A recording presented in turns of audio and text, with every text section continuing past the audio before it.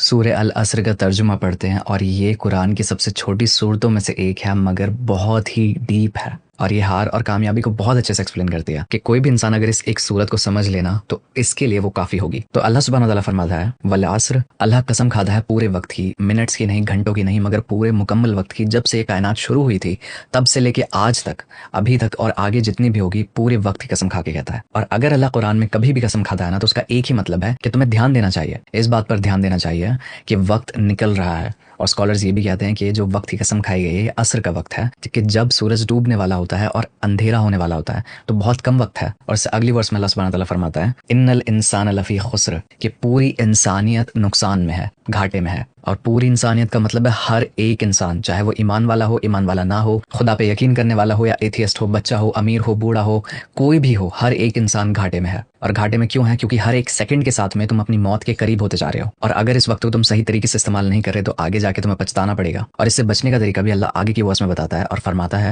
الا الذین آمنوا، سوائے ان لوگوں کے جو ایمان لاتے ہیں۔ ایمان صرف اللہ پر نہیں بلکہ ہر ایک چیز پر، اس قرآن پر، پچھلی کتابوں پر، محمد صلی اللہ علیہ وسلم کے پچھلے جتنے نبی آئے تھے ان پر، جنت پر، جہنم پر، فرشتوں پر، شیاطین پر، ہر ایک چیز پر ایمان لاتے ہیں۔ وعملوا الصالحات، وہ لوگ جو نیک کام کرتے ہیں، عمل صالح کرتے ہیں اور نیک نیت سے کرتے ہیں، ان کی نیت صاف ہوتی ہے اور اسی طریقے سے کرتے ہیں جس طریقے سے اللہ سبحانہ تعالیٰ نے ہمیں بتایا ہے کرنے کے لیے، کیونکہ آپ کے جو عمل ہیں وہ آپ کے ایمان سے الائن کرنے چاہیے، دونوں الگ الگ نہیں ہونے چاہیے۔ وتواصوا بالحق، وہ لوگ جو ایک دوسرے کو حق کی دعوت دیں، سچائی کی دعوت دیں۔ اور اس کا مطلب یہ ہے کہ اگر آپ ایمان والے ہو تو ضروری نہیں کہ آپ اکیلے اس ایمان کو فالو کرو، آپ پہ لازمی ہے کہ اپنے بھائی کو، اپنی بہن کو، اپنے دوستوں کو بھی حق کی دعوت دو، ان کو بھی سیدھے راستے کی طرف لے کے آؤ، کیونکہ ایمان والوں پر یہ بات لازمی ہے کہ وہ ایک دوسرے کا ساتھ دیں، ایک دوسرے کو سپورٹ کریں، بے شک ان کو اس میں پریشانی ہی کیوں نہ ہو، اور اس کا بدلہ اللہ دے گا۔ اور اس میں سچائی کے لیے بولنا ہے اور ظلم کے خلاف بولنا ہے، انصاف کے ساتھ کھڑا ہونا ہے۔ وتواصوا بالصبر، اور وہ لوگ جو ایک دوسرے کو صبر کی دعوت دیتے ہیں۔ اور کیونکہ پہلے آپ نے لوگوں کو سچائی کی دعوت دی تھی تو سچائی پہ چلنا اور حق کے ساتھ کھڑا ہونا آسان نہیں ہوتا، تو اللہ سبحانہ تعالیٰ بہت ہی خوبصورتی سے